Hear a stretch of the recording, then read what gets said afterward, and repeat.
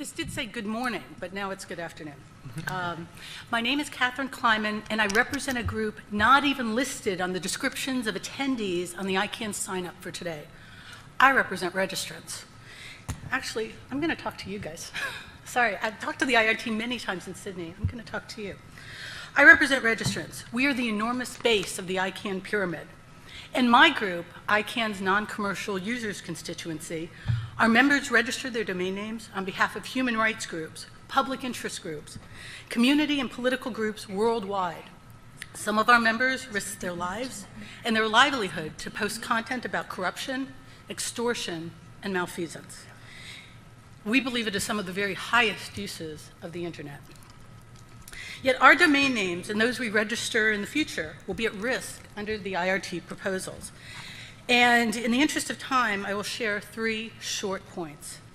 First, the IRT proposal provides for only one type of abuse when there are 2. The IRT fears trademark infringement, but not trademark lawyer abuse. Every day, trademark lawyers threaten domain names. Under the guise of trademark infringement, they drive out new competitors, squash those who investigate and criticize them, or simply try to snatch away a good domain name they did not think to register.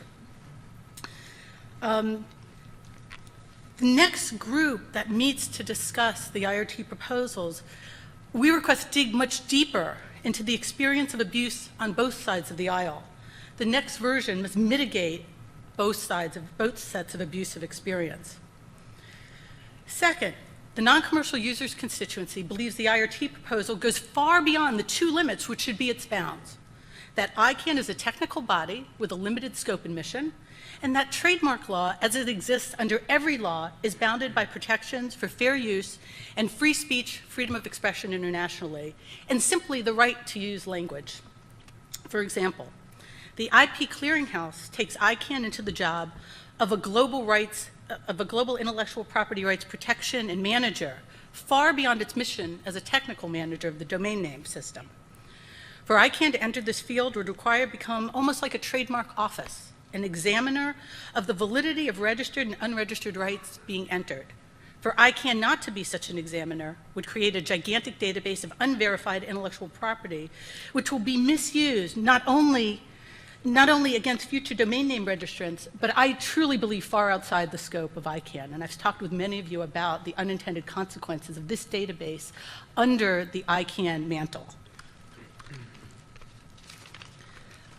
Certainly there's a need for this type of service, but the market has shown it can and will meet it and provide it. The market should be allowed to operate in this case. The globally protected marks list brings ICANN into an area where even WIPO dares not tread. There is no international consensus on globally famous marks. There's no such list prepared by the World Intellectual Property Organization or any international organization. It is beyond the scope and mission of ICANN to be the first down this path.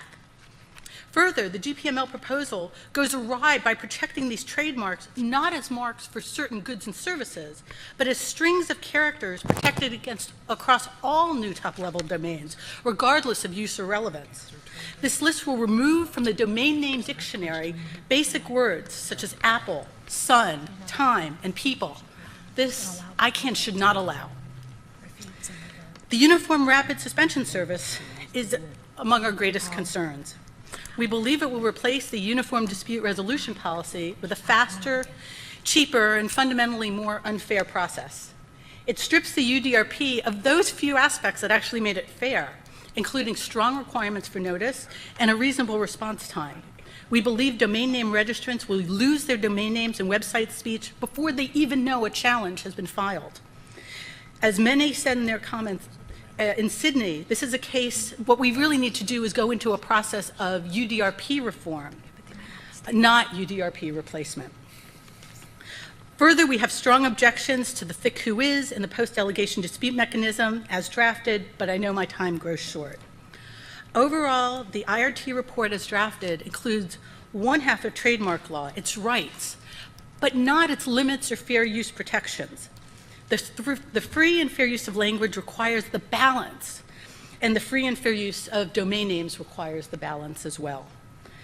For registrants, that enormous group at the base of the ICANN pyramid, Those registering domain names for years in the future, we truly must get these rules right, and we truly have to make them fair, and I look forward to participating with you in that process. Thank you. Thank you, Kathy. I mean, it seemed it was more of a comment, but I'll leave it if anyone on the panel wants to address any of the specific concerns. No?